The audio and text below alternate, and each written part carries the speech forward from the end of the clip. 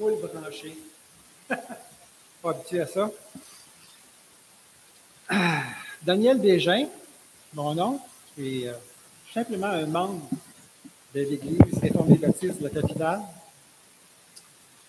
Pas pasteur, je ne suis pas ancien, je ne suis pas diacre, rien de tout ça. Je ne suis pas théologien, je n'ai pas de prétention. J'ai juste fait un peu d'enseignement. Ça fait presque 40 ans maintenant que mon épouse et moi sommes au Seigneur. On a un petit peu d'expérience avec la vie d'Église.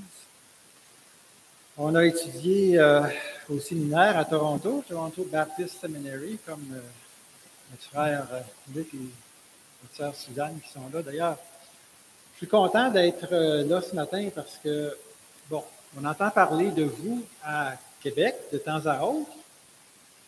Entre autres, quand le pasteur Perron, que vous connaissez bien, dirige le culte à Québec et il nous dit « Bon matin », comme il l'a dit souvent. Moi qui est traducteur, je n'aime pas trop ça parce que c'est une angliciste de « good morning », là, mais en tout cas. Il nous dit ça, et bienvenue à l'Église réformée baptiste de la Trinité. Là, on dit la capitale. Pardon? De la capitale. Oh, qu'est-ce que j'ai dit? De deux choses l'une. Ou bien il vous porte très chèrement dans son cœur, ou bien il commence à prendre de l'âge un petit peu. Je suis pas mal certain que c'est les deux. Et il vous a, bien sûr, très chèrement dans son cœur. Et il prend de l'âge aussi. Mais je suis seulement que de 5 ou 6 ans derrière. On prend tous de l'âge. Pendant que je vous parle comme ça, vous pouvez tourner peut-être dans l'Évangile de Luc, chapitre 11. Ça va être notre texte d'aujourd'hui.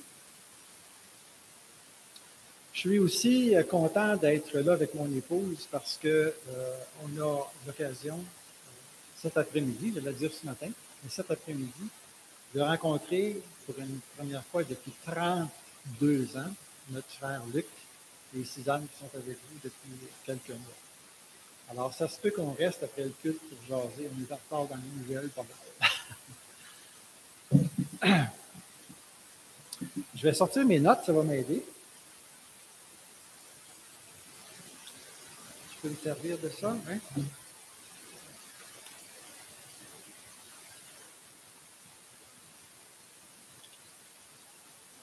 Est-ce que j'ai une limite de temps, Christian? Non? 50 minutes? OK. Bon, j'ai le temps de me présenter un petit peu plus. Bon. Alors, ma première formation, ça a été en physiothérapie. J'ai étudié à l'Université de Montréal. Ici, j'étais un petit gars de Saint-Lambert, du côté du fleuve. Et peu de temps après ma formation, j'avais étudié dans ma classe, dans ma cohorte, il y avait un type de Victoriaville. Et lui était venu en chef de l'Hôtel-Dieu d'Orthabasca. Ça doit te faire drôle, Luc, d'entendre parler de Victoriaville, de Montréal, comme ça. Et il y a un poste qui s'est ouvert, ils m'ont invité à venir, et donc j'ai travaillé là-bas une dizaine d'années. Mon épouse qui a fait une formation en réadaptation aussi a eu un poste à l'hôpital, grande bénédiction. On a connu le Seigneur là-bas en 84, dans le temps du réveil, un grand réveil qu'il y a eu au Québec.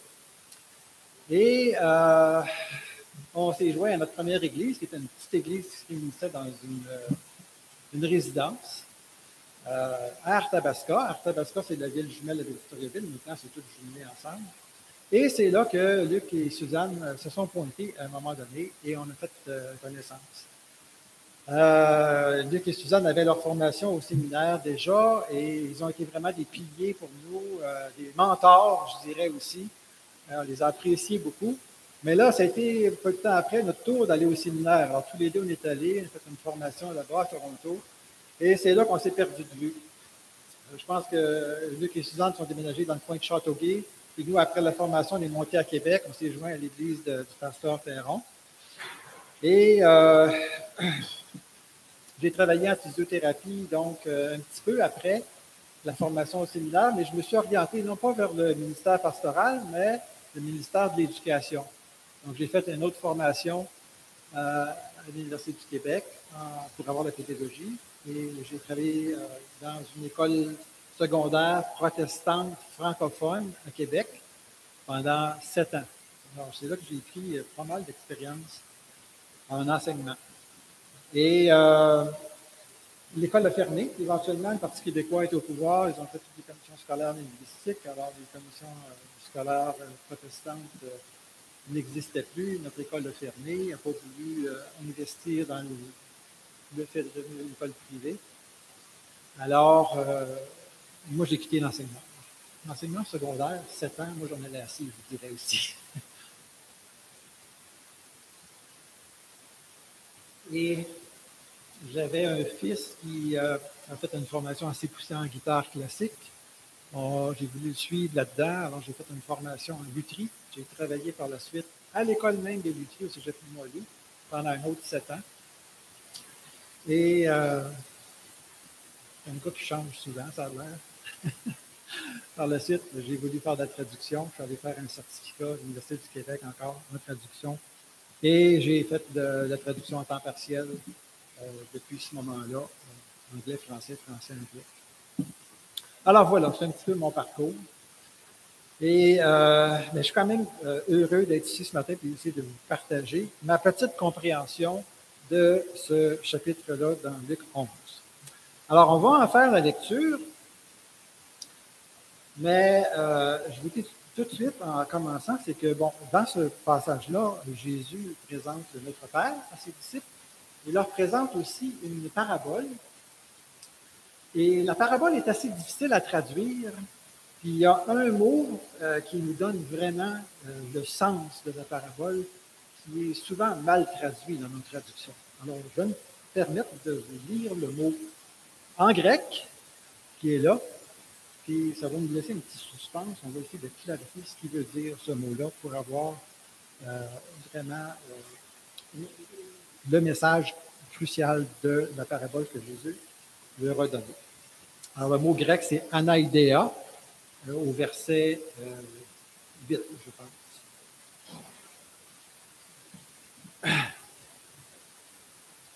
J'aime beaucoup la façon de Christian pour lire les Écritures. C'est vraiment posé, lent, facile à comprendre. Je vais essayer de faire aussi bien. En passant, avant de lire, quelle bénédiction que l'amplificateur acoustique que vous avez ici. C'est vraiment encourageant de chanter. Je suis fait tantôt en arrière, avant que ça commence. C'est l'un des petits groupes qui chantait ici. Je me dis, wow! Quelle sonorité, c'est extraordinaire. On n'a pas ça à Québec. C'est vraiment, vous êtes choyés. Je ne sais pas si vous en rendez compte, mais on chante, ça, quand ça porte, c'est extraordinaire. Vraiment, c'est une bénédiction.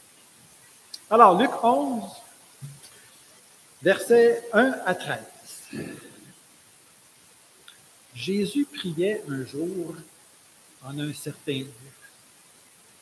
Lorsqu'il eut achevé, un de ses disciples lui dit, « Seigneur, enseigne-nous à prier comme Jean l'a enseigné à ses disciples. »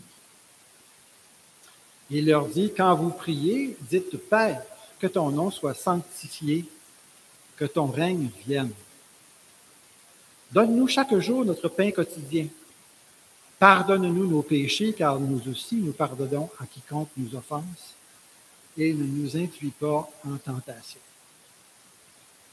Il leur dit encore, « Si l'un de vous a un ami, et qu'il aille le trouver au milieu de la nuit pour lui dire, « Ami, prête-moi 3 pains, car un de mes amis est arrivé de voyage chez moi et je n'ai rien à lui offrir. » Et si de l'intérieur de sa maison, cet ami lui répond, « Ne m'importune pas, la porte est déjà fermée, mes enfants et moi sommes au lit, je ne puis me lever pour te donner des pains. » Je vous le dis, même s'il ne se levait pas pour les lui donner parce que c'est son ami, il se lèverait à cause de son anaïdéa et lui donnerait tout ce dont il a besoin. Et moi, je vous dis, demandez et l'on vous donnera, cherchez et vous trouverez, frappez et l'on vous ouvrira. Car quiconque demande reçoit, celui qui cherche trouve, et l'on ouvre à celui qui frappe. Quel est parmi vous le père qui donnera une pierre à son fils s'il lui demande du pain? Ou s'il demande un poisson, lui donnera-t-il un serpent au lieu d'un poisson? Ou s'il demande un œuf, lui donnera-t-il un scorpion? Si donc, méchant comme vous l'êtes, vous savez donner de bonnes choses à vos enfants, à combien plus forte raison le Père céleste donnera-t-il le Saint-Esprit à ceux qui le lui demandent. Amen.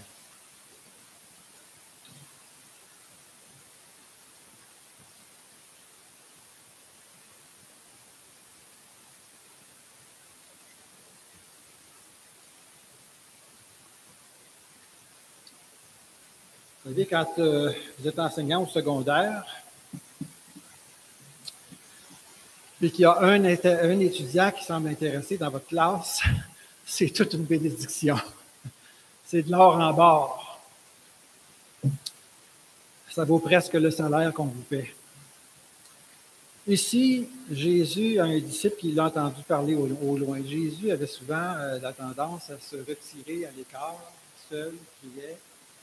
Les disciples savaient probablement qu'il priait, mais ils ne savaient pas trop comment il s'y prenait. Alors, il y en a un qui ose, puis qui lui demande, il pose au Seigneur, enseigne-nous à prier comme Jean-Baptiste enseignait ses disciples à prier. Alors voilà, Jésus se retrouve devant un étudiant intéressé. Alors, je pense qu'il reconnaît la situation, n'est-ce pas, et qu'il saisit l'occasion pour donner vraiment un enseignement fondamental, de base et important à ses disciples qui sont là et qui lui posent cette question. Qu'est-ce qu'il va faire? Ben, il va leur enseigner la prière modèle du Notre Père. Ça va être, je ne sais pas s'il y a des gens ici qui prennent des notes, ça va être notre premier point. Donc, la prière modèle du Notre Père. Deuxièmement, une parabole. Et troisièmement, un encouragement. Les premiers versets qu'on a vus tantôt. Donc, prière modèle, une parabole et un encouragement, nos 3 points cet après-midi.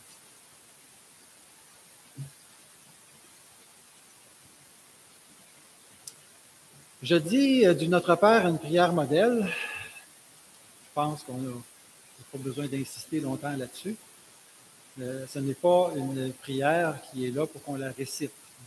Rapidement, il y a plusieurs raisons pour ça. C'est que quand Jésus la présente 2 fois, ici dans Luc, mais aussi dans Matthieu, il s'empresse de dire, juste avant de donner Notre Père, il ne faut pas s'imaginer qu'à force de paroles, on va être exaucé, n'est-ce pas? Donc, des prières répétitives comme ça, c'est pas quelque chose qu'on voit dans la Bible ou dans le Nouveau Testament. Ensuite, Jésus lui-même ne la récite pas, parce que quand vous lisez, vous avez peut-être remarqué en lisant dans Luc, il y a des lignes très, très connues de la présentation dans Matthieu qui ne sont pas dans Luc. Donc, s'il récite, là, c'est pas pareil. Il y a 5 requêtes ici dans Luc, il y en a 7 dans Matthieu.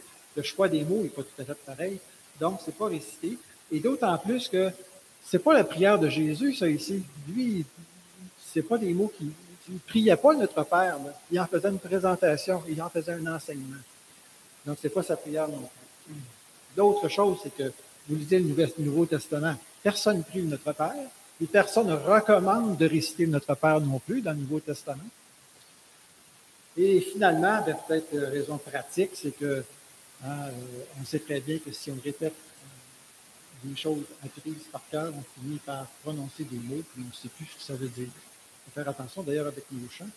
Quand ça fait 40 ans que vous êtes dans l'église, chanter les mêmes chants, on chante l'air, mais on ne pense plus aux mots. Il faut faire attention, il faut penser aux mots, pour que notre adoration vraiment soit dirigée vers le Seigneur.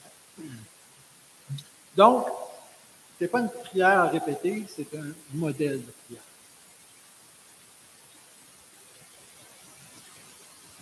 Je vais avoir assez d'eau pour finir. Le Nouveau Testament, comme vous le savez, nous enseigne de prier pour toutes sortes de choses. Comme par exemple, prier pour nos autorités, prier les uns pour les autres, pour avoir plus de patience, plus de sagesse, plus d'amour. Mais sans mettre de côté ces choses-là, de Notre Père va s'attaquer plutôt aux choses vraiment fondamentales, des requêtes vraiment fondamentales. Alors, j'ai divisé le Notre Père. On va faire juste un survol ici, juste pour voir quelle est la direction que nous donne le Notre Père.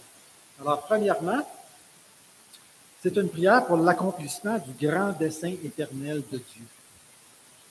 l'accomplissement du grand dessein éternel de Dieu. Qu'est-ce que je veux dire par là? D'abord, la première ligne donne le ton immédiatement. Que ton nom soit sanctifié.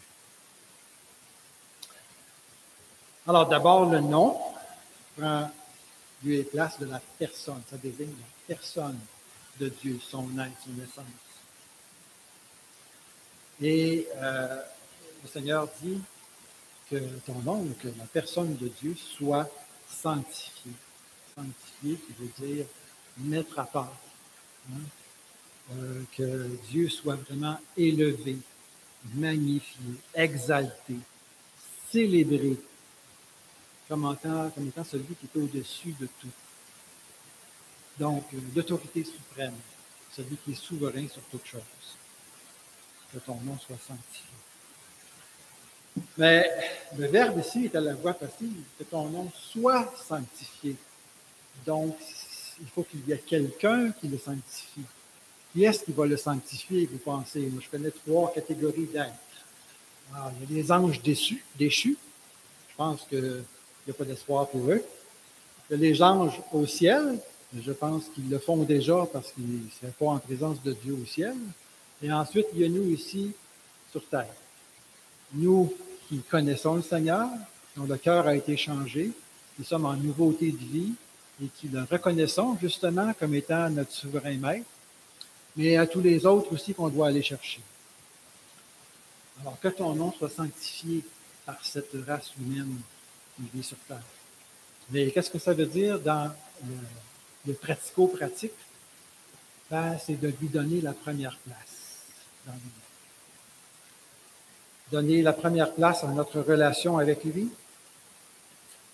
donner la première place à notre soumission à sa volonté, donner la première place à notre obéissance envers lui. Sanctifier le nom de Dieu, et là j'en viens à l'accomplissement du dessein de Dieu pour l'humanité. C'est sanctifier le nom de Dieu, c'est exactement le contraire de ce qui s'est passé à la chute. Dieu avait dit à Adam, ne mange pas du fruit de l'arbre de la connaissance du bien et du mal. Et qu'est-ce qu'Adam a fait? Il a mis de côté ce commandement de Dieu et il l'a fait à sa tête. Pour Dieu, c'était mal que de faire ça. Pour Adam, c'est devenu bien. La compréhension de ça, c'est que oui, il est parvenu à la connaissance du bien et du mal, parce que c'est lui maintenant qui a décidé ce qui est bien ou mal. Alors, il est devenu Dieu pour lui-même. Alors, il s'est révolté contre Dieu, il a tassé Dieu de côté, c'est lui qui allait prendre la gouverne de sa vie. Sanctifier le nom de Dieu, c'est exactement le contraire de ça. Alors, notre Père, dès la première ligne, nous engage dans une révolution, frères et sœurs, pour réaliser ça. Donc, quand on s'arrête à penser à ça, c'est une révolution. Il faut vraiment œuvrer avec lui, bien sûr, parce que sans lui, on ne fait rien dans ce sens-là, mais pour renverser la vapeur, renverser cette révolte qui est dans le cœur de l'homme depuis la chute, pour que ce cœur-là ne soit plus ennemi, révolté, mais adorateur et soumis. Alors, c'est une tâche qui est au-dessus de nos forces, et c'est un combat dans lequel on est inscrit, et c'est un combat qui doit nécessairement se mener à genoux dans la prière, parce que sans le Seigneur, on n'y arrivera pas. Je donnais c'est un message que j'ai déjà amené à l'Église de la capitale, et je donnais l'illustration suivante. Je ne sais pas si vous allez se souvenir de ça. Au début de la pandémie, ça commence à dater un petit peu maintenant.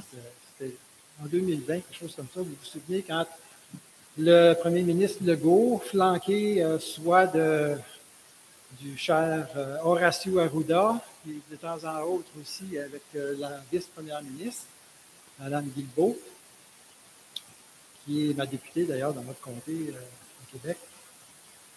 La ministre, la chère ministre Guilbeault, à un moment donné, avait bien sûr la galerie des journalistes devant elle. Et vous vous souvenez au début, le gouvernement essayait de trouver toutes sortes de façons pour éviter que la propagation du coronavirus se fasse, protéger la population, surtout les plus vulnérables. Et bon, il y avait des questions de couvre-feu, il y avait des zones du Québec, des jaunes, des rouges, toutes sortes de couleurs. C'était compliqué. Puis les journalistes faisaient le porte-parole des murmures dans la population. Ah oui, mais qu'est-ce que vous faites de telle situation, de telle autre? À un moment donné, la ministre Guilbeault, je ne sais pas si vous vous en souvenez, mais elle a dit, à un moment donné, là, les Québécois, il faudrait qu'ils soient dociles. Souvenez-vous de ça? Il faudrait qu'ils soient dociles. Alors là, le murmure était encore plus grand parmi les journalistes. Je pense qu'elle en a entendu parler pendant 2 semaines. Elle n'a jamais reprononcé ce mot-là depuis. Alors, la soumission aux autorités, ce n'est pas quelque chose de populaire. Hein? Encore bien moins la soumission à notre Dieu. Alors, on a du pain sur la planche, on a un combat qui est au-delà de nos forces, un combat spirituel au-delà de nos forces. C'est bien certain. Deuxième ligne, que ton règne vienne. Bien, ça va dans le même sens. Hein? Ce n'est pas la question que Dieu n'est pas au contrôle. On l'a dit tantôt, c'est l'autorité suprême, il est souverain, il dirige toutes choses. C'est le psaume 115 qui nous dit qu'il est assis sur son trône et il fait ce qu'il veut. Sa volonté décrétive s'accomplit à tout instant. Il n'y a rien qui vient frustrer ça. Il est souverain au-dessus de toute chose. Mais par contre, le monde dans lequel nous vivons est encore dominé par le péché. Je vais juste tourner rapidement dans Romains chapitre 1. Je n'ai pas besoin de tourner, je vais juste faire le constat que Paul fait de notre monde dans ce chapitre-là. Romains chapitre 1. Comme ils ne se sont pas souciés de connaître Dieu, Dieu les a livrés à leur sens réprouvé pour commettre des choses indignes, étant remplis de toute espèce d'injustice, de méchanceté, de cupidité, de malice, pleins d'envie, de meurtre, de querelles, de ruse, de malignité, rapporteurs, médisants, impies, arrogants, hautains, fanfarons, ingénieux au mal, rebelles à leurs parents, dépourvus d'intelligence, de loyauté, d'affection naturelle et de miséricorde. Quel portrait de notre humanité. Eh bien, lorsque le règne du Seigneur va venir, tout cela, ça va être du passé. Il va venir un temps où les brebis et les boucs vont être séparés. Chacun va avoir la rétribution pour ses œuvres accomplies pendant cette vie. Et on va être débarrassé du malin, débarrassé du péché. Et son règne, à ce moment-là, va être complètement établi. Tous les hommes qui vont vivre en présence du Seigneur vont lui être soumis, vont sanctifier le nom de l'Éternel. Que ton règne vienne. Et là, Matthieu ajoute que ta volonté soit faite sur la terre comme au ciel. Encore là, ici, ce n'est pas la volonté décrétive de Dieu. Dieu fait sur la terre et partout dans l'univers ce qu'il veut en tout temps. Mais c'est la volonté révélée de Dieu dans sa loi, dans ses ordonnances, qui fait l'objet de ce verset-là ici, que ta volonté donc soit faite par les hommes sur la terre, comme elle est faite par les anges au ciel.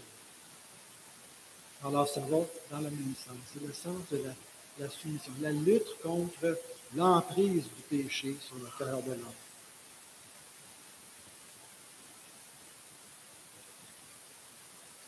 Petite conclusion que j'ai écrite ici. Donc, dans une première partie de prière, notre Père met l'emphase sur le renversement de la chute, le retour à une humanité soumise à son Dieu. Que ton nom soit sanctifié. Deuxième partie, prière pour les besoins fondamentaux de l'homme. Alors, il y a les besoins naturels, bien sûr, tout ce qui concourt à la vie, et ses besoins spirituels. Alors, donne-nous notre pain quotidien. Alors, le pain, c'était non seulement un aliment de base en Israël, mais c'était aussi un ustensile. Je vous parle de ça, je vais vous en parler un petit peu plus tard, mais Je suis redevable beaucoup à un auteur qui s'appelle Kenneth Bailey. Je ne sais pas si tu connais, Luc, il a fait justement beaucoup d'exégèse des paraboles dans l'Évangile de Luc. Je vous en parlerai un petit peu plus longtemps tantôt, mais il nous dit que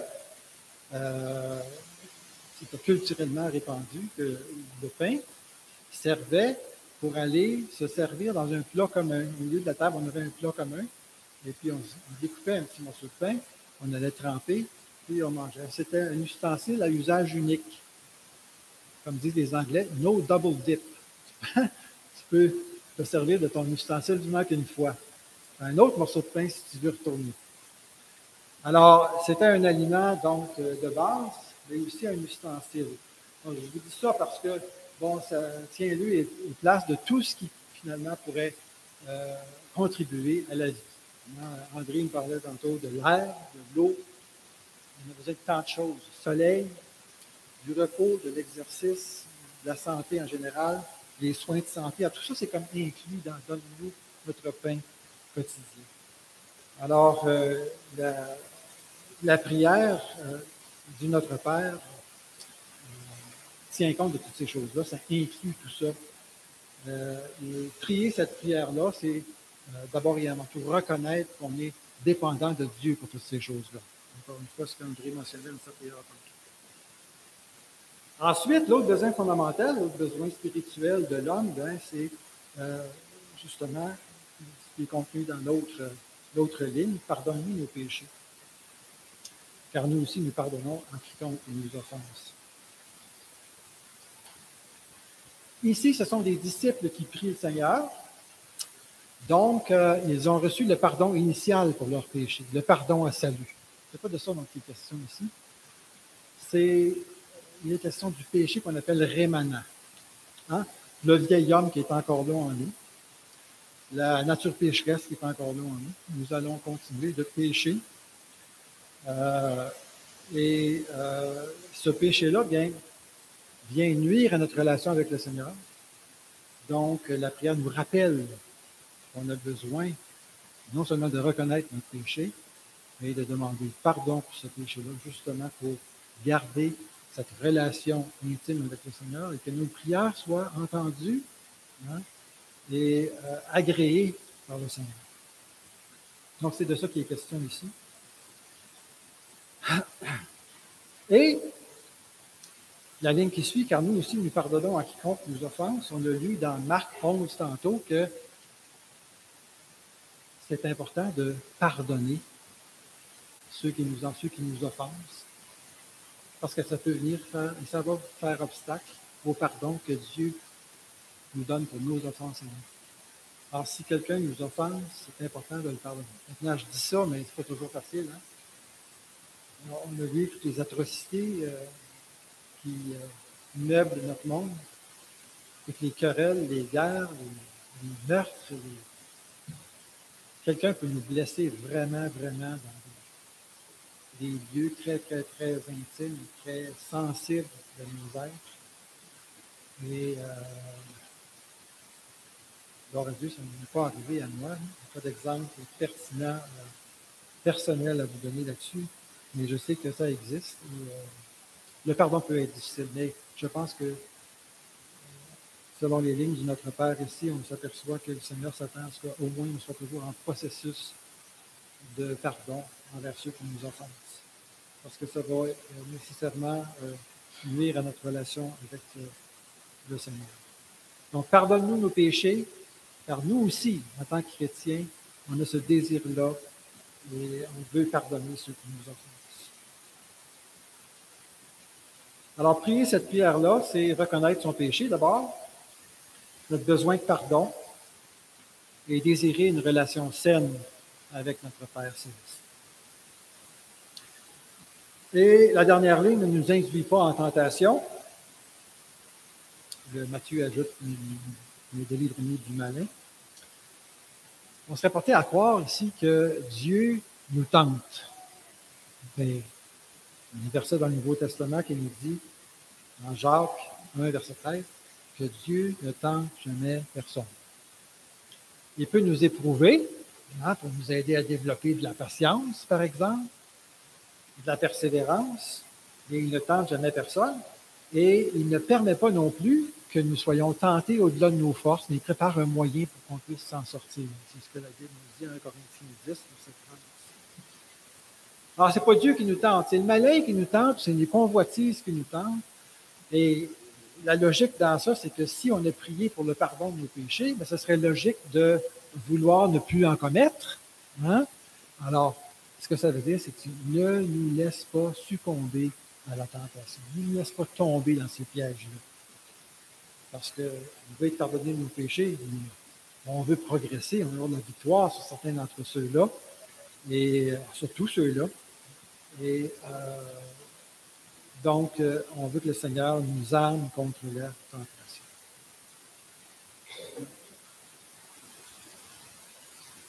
Alors voilà, je vais vous lire un petit peu la conclusion. On a terminé notre survol très superficiel de notre Père.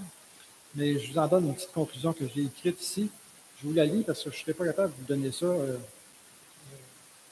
aussi bien de vive voix.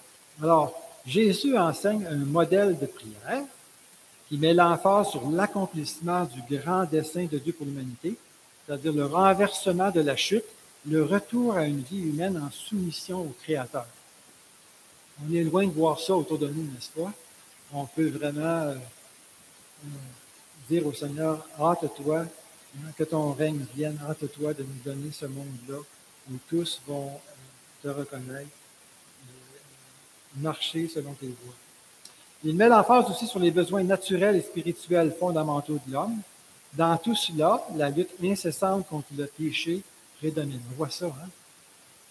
Dans notre Père, le péché, la notion du péché, c'est vraiment fondamental dans nos vies. Lorsqu'on évangélise aussi, il faut parler du péché, sans ça, on n'a pas besoin d'un sauveur. Alors pour cela, nous avons un grand combat à livrer. Non pas contre la chair et le sang, mais comme on l'a lu tantôt, contre les dominations, les autorités, les princes de ce monde de ténèbres et contre les esprits méchants dans les lieux célestes. Nous avons donc un besoin fondamental de prier dans le sens dicté par cette prière afin d'obtenir l'aide divine sans laquelle rien ne pourrait s'accomplir. Notre Père nous invite au combat. Nous sommes appelés à combattre le bon combat de notre Père. Le deuxième point de notre message, c'est la parabole.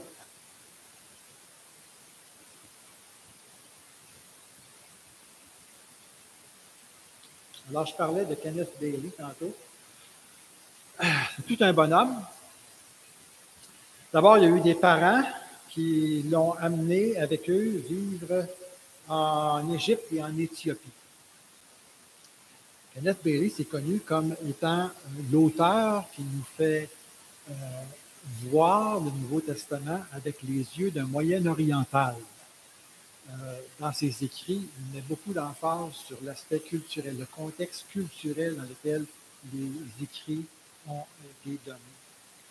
Et ça nous aide, comme j'espère que vous allez le voir aujourd'hui, à comprendre vraiment ces écrits-là, entre autres les paraboles.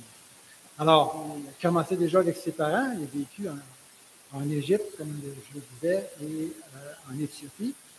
Et lui-même est devenu un enseignant du Nouveau Testament. Il a passé 40 années de sa vie à étudier et à enseigner les Écritures en Égypte, au Liban, en Palestine, en Israël et sur l'île de Chypre.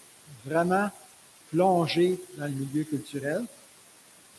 Et il est devenu aussi un enseignant à Princeton, un séminaire de Mark, au New Jersey, et aussi à Fuller Seminary, à Los Angeles, en Californie. Mais comme je vous disais, il a écrit un livre sur les paraboles de Luc et il fait des études de mots, il fait l'étude de la structure poétique des paraboles et il ajoute à ça aussi tout le contexte culturel. Il met ça ensemble et il essaie de trouver l'explication ou le sens le plus authentique des paraboles dans l'Évangile de Luc. Alors, on en a une ici, et je suis très redevable pour l'étude qu'il en a faite. Ça ouvre les yeux vraiment. Et la parabole, dans ma Bible à moi, n'a pas de titre. Vous savez comment les éditeurs de nos Bibles mettent des titres, hein? La parabole du sommaire. On les nomme selon les personnages. La parabole des 10 vierges, la parabole du publicain et du pharisien, la parabole de la Vierge et du juge unique. Ici, je n'avais pas de titre, alors je viens inventer un peu pour nous aider à reconnaître les personnages, les 3 personnages. Ma femme me dit souvent ça quand je lui raconte une histoire. Elle dit, donne des noms à tes personnages, je te comprends plus. Alors, je vais revenir vite, juste ici. Alors, on a d'abord un visiteur imprévu. Premier personnage.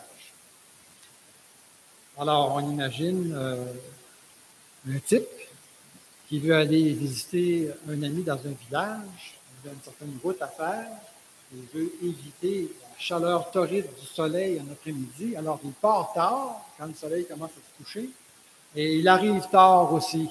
Il arrive, comme on le dit, en plein milieu de la nuit, à l'improviste. Alors, sa caractéristique à lui, c'est que il y arrive à l'improviste. C'est un visiteur imprévu, et il visite un ami.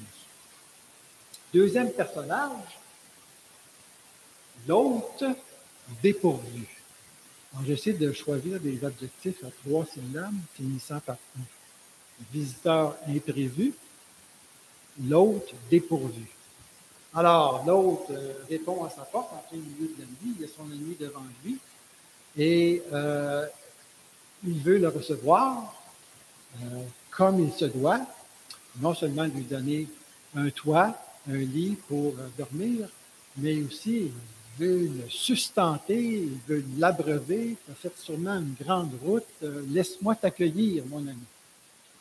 Et là, il ouvre sa dépense, son armoire, son garde-manger, il s'aperçoit que, bon, il y a peut-être quelques olives, parce qu'ils font toutes sortes de réserves, mais il n'y avait rien vraiment pour l'accueillir et le recevoir comme il se doit.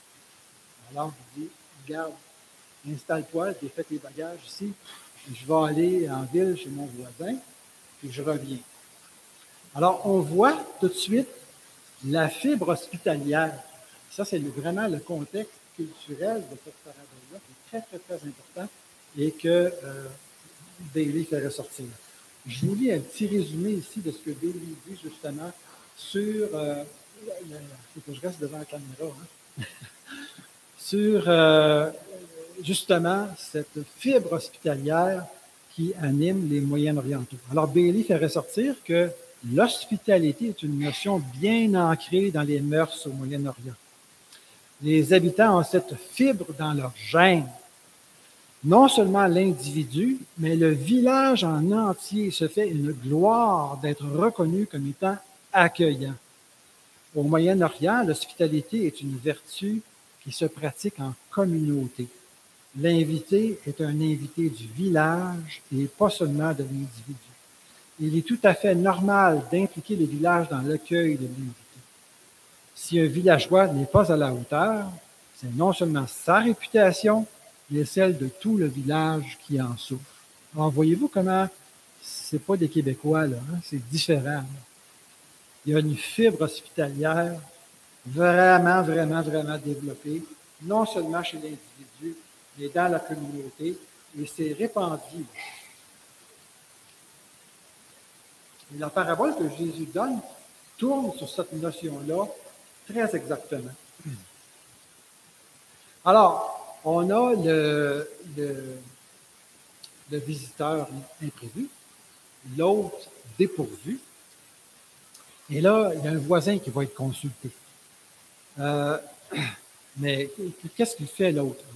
Il laisse son visiteur en place, il s'en va voir le voisin. Le voisin cherchait un adjectif de 3 syllabes qui finissait par U pour le caractériser, je n'ai pas trouvé. Alors, c'est devenu le voisin au coin de la rue. Voisin au coin de la rue. Alors, qu'est-ce qu'il fait? Alors, d'abord, il ne frappe pas, ni à la porte, ni à la fenêtre, mais je pense qu'il va à la fenêtre, il est discret, et il dit, ami, prête-moi 3 pains. On sait que le voisin lui dit, écoute, je suis couché, mes enfants dorment, la porte est barrée. Donc, les enfants dorment encore, ils ne réveillent pas, il est discret. C'est important qu'on note ça dans le texte parce que ça a fait l'objet de toutes sortes de traductions. C'est important ces détails-là ici pour comprendre. Alors, il l'appelle, ami, prête-moi 3 pains. Il est discret. Et il demande peu de choses, 3 pains. Parce que dans la mentalité du Moyen-Orient, il se dit, lui, il m'a donné 3 pains, mais je vais en avoir un autre, puis un autre, puis un autre, puis il va finir avec un banquet, comprends-tu? Alors, le voisin au coin de la rue, c'est un ami de cette hôte dépourvue qui vient à sa porte. C'est aussi un Moyen-Oriental, il vit dans le même village, il habite au coin de la rue. Et il y a probablement une maison typique aussi, une maison à air ouverte. Bon, le maître de la maison a son lit, mais tous les autres, dans l'air ouverte, ils peuvent avoir leur matelas, ils sont étendus là, on les imagine en train de dormir comme ça. Et bon, on se dit, le fait de se lever, effectivement, allumer sa lampe à l'huile, commencer à se déplacer, lever le verrou de la porte pour démarrer, faire entrer, ça va réveiller la maisonnée. On comprend un petit peu là, ce qu'il dit. Je crois qu'on peut douter là, du sérieux de ces excuses-là que Jésus a. Donc, voilà. Ce qu'il faut savoir, c'est que Jésus, quand il présente cette parabole-là, la plupart de nos traductions évitent de le faire, mais c'est une question qui couvre les 3 versets. C'est une longue question, c'est difficile à phraser, puis ça a de l'allure en français. C'est que quand on lit second, là, vous lirez ça, je ne sais pas quelle version vous avez, mais quand on lit second ici dans la nouvelle édition de Genève, il manque quelque chose. Il manque une interrogation. Il ne la fait pas, la question. Mais c'est une question. Et il leur pose, si je la paraphrase, c'est comme ça qu'il présente la parabole. Il dit à ses disciples, pouvez-vous vous imaginer avoir un ami qui, lorsque vous lui demandez de vous aider à accueillir un visiteur en contribuant quelques pains, vous refuse son aide en invoquant des excuses telles que « mes enfants dorment et la porte est barrée ». Pouvez-vous imaginer ça? Second traduirait ailleurs, par exemple, avec « que vous ensemble ». Est-ce que ça vous paraît normal? Ben, dans le contexte moyen-oriental, vous êtes capable de répondre avec moi, la réponse serait un non catégorique. Non, Seigneur, voyons donc. Ben, c'est une question rhétorique. Le Seigneur savait bien, c'est un moyen-oriental lui aussi, il savait bien que les gens étaient à la fibre hospitalière. Jamais qu'un voisin répondrait ça.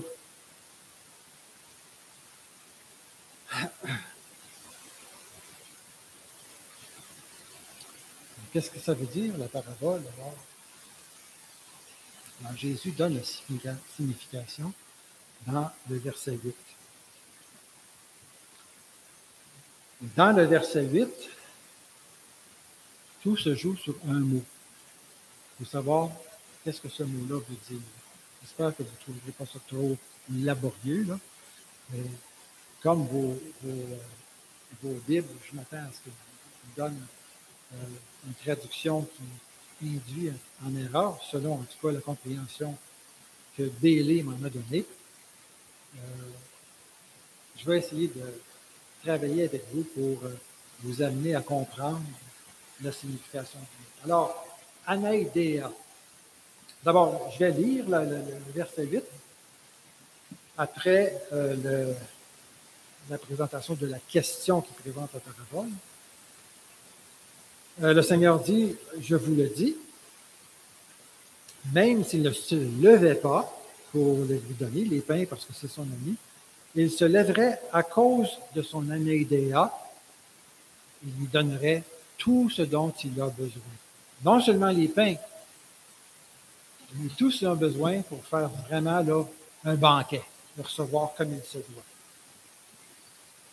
Alors d'abord, qu'est-ce que le mot anaïdéa ne veut pas dire? Je vous donne d'emblée que le mot anaïdéa est difficile à traduire. On cherche à comprendre qu'est-ce qu'il veut dire dans cette parabole ici. Et sa signification va tourner autour de la notion de honte. Alors, dans le grec ancien, les philosophes grecs comme Platon, dans la Septante, la traduction grecque de l'Ancien Testament, dans les écrits contemporains à Jésus comme l'historien Joseph, lorsqu'ils emploient le mot anaïdéa, ça veut toujours dire quelqu'un qui est sans honte, un individu sans honte. Ça veut dire impudent, effronté, insolent, arrogant, sans retenue. En anglais, shameless, sans honte. Avez-vous vu quelqu'un sans honte, vous autres, dans la présentation de la parabole? Le visiteur, l'hôte dépourvu, discret, il ne frappe même pas à la porte, il réveille personne dans la maison. Ami, prête-moi 3 pains. Je l'imagine à la fenêtre, près du lit, essayant de réveiller son voisin.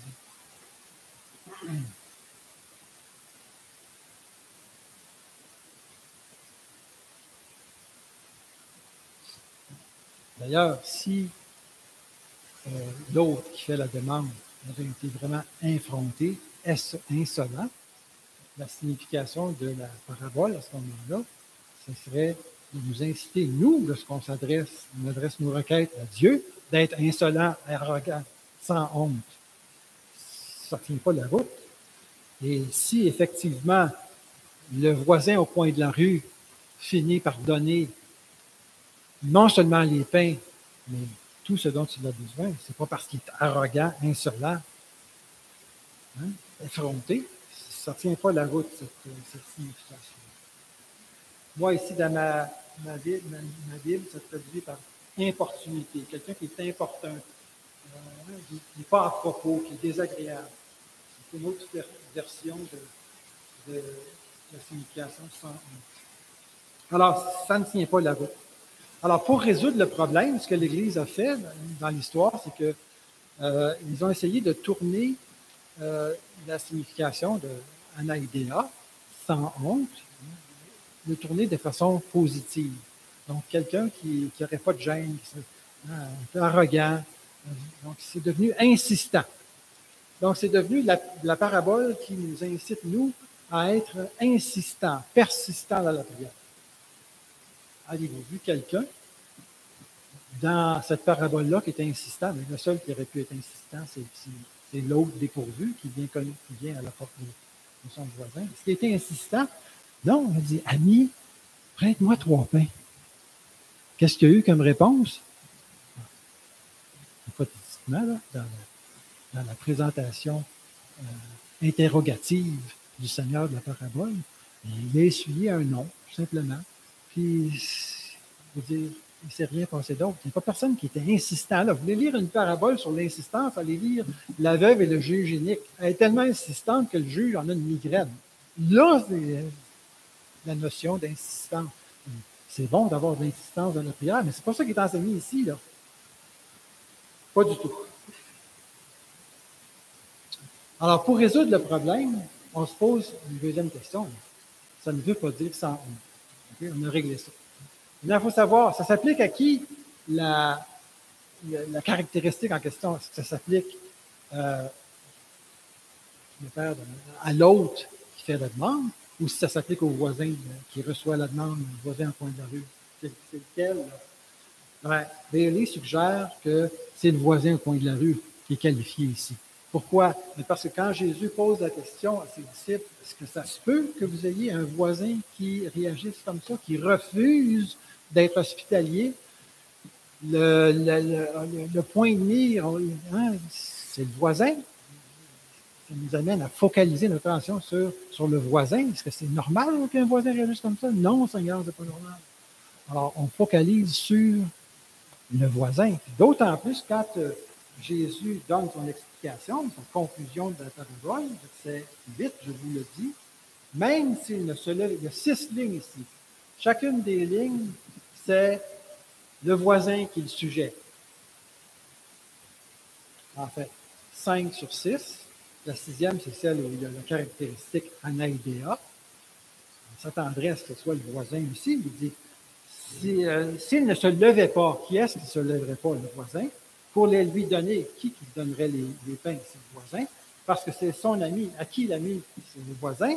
Il se lèverait, le voisin encore une fois, à cause de son anaïdéa, au voisin, et il lui donnerait tout ce dont il a besoin. C'est le voisin encore une fois. Alors, Bailey dit, je pense que si on s'oriente sur une caractéristique du voisin, on va comprendre notre parabole. Maintenant, c'est quoi le vrai sens du mot anaïdéa? Bien, ça joue sur la notion de honte. Non plus sans honte, mais qu'est-ce que j'ai écrit ça, là? Juste ici. Avoir le désir d'éviter la honte. Là, je vous fais grâce de toute la discussion et la justification que Bailey en fait, là. J'en perds mon latin. C'est vraiment technique, ce livre-là. Mais avoir un désir d'éviter la honte. Et là, on comprend la chose. Un désir de préserver sa réputation ou encore le sens de l'honneur. Hein? Le contexte culturel, c'est quoi? Tout le village, tous les individus du village veulent être reconnus comme étant accueillants, hospitaliers. Quelqu'un vient te visiter parce qu'il veut être hospitalier avant un visiteur? Oui, parce qu'il y a un sens de l'honneur. Il veut éviter la honte.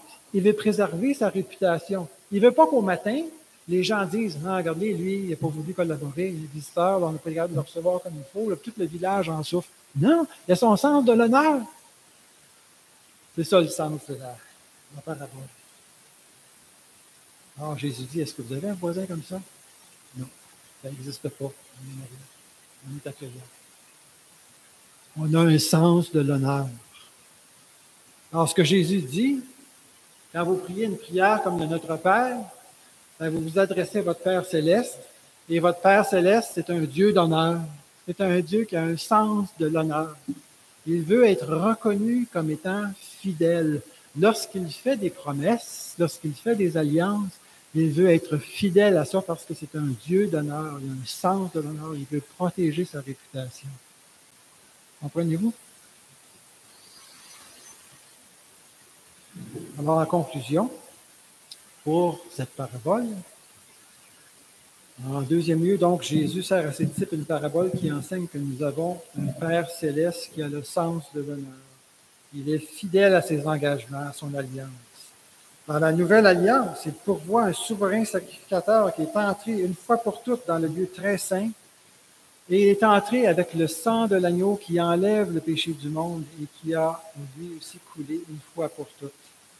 Ce faisant, il nous a ouvert la voie au trône de la grâce de Dieu, fait qui est illustré par le voile du temple de Jérusalem qui a été déchiré depuis le haut jusqu'en bas. Il nous ouvre le trône de la grâce. Il veut être fidèle à cela. J'ai presque fini, mon Christian. Voilà. Alors, non seulement il nous entend lorsque nous prions, mais il répond toujours et en son temps, selon sa grande sagesse. Et il peut faire infiniment au-delà de ce que nous pouvons penser et demander. On a un Dieu d'honneur qui accueille nos prières et qui veut y répondre. Rapidement, troisièmement, suite à tout cela, Jésus donne à ses disciples un encouragement. Versets 9 et 10, des versets qui sont bien connus, Jésus emploie des doublons correspondants, puis il les répète. Je pense que c'est une technique pédagogique ici, là. Alors, demander, recevoir, chercher, trouver, frapper, la porte s'ouvre. Il répète ça 2 fois. Alors, ça nous amène à penser que chacune de nos prières que Dieu reçoit, il va non seulement l'entendre, il va y répondre, et la réponse va être appropriée. Demandez, recevoir. Cherchez, trouver. Tapez la porte s'ouvre. C'est correspondant. C'est approprié. Et l'autre chose, et puis ça, c'est bien sûr, quand on prie, ça se peut que la réponse qu'on obtienne soit différente de celle qu'on aurait souhaitée. C'est possible aussi que la réponse soit non, mais dans la sagesse de Dieu, cette réponse-là est appropriée. Et l'autre chose, c'est que la réponse de Dieu aussi sera toujours quelque chose de bon pour nous.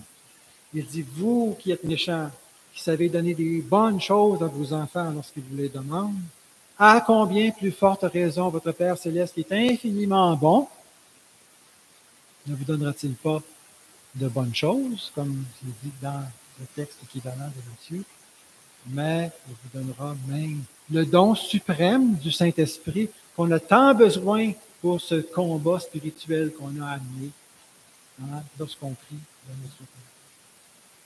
Donc, il nous donne une réponse appropriée et il nous donne une réponse qui est bonne pour nous.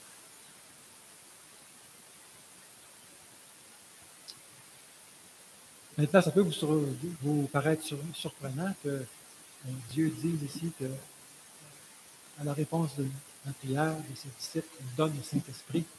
Est-ce que ce n'est pas ceux qui ont déjà le Saint-Esprit qui peuvent prier le Seigneur? On prie par l'Esprit?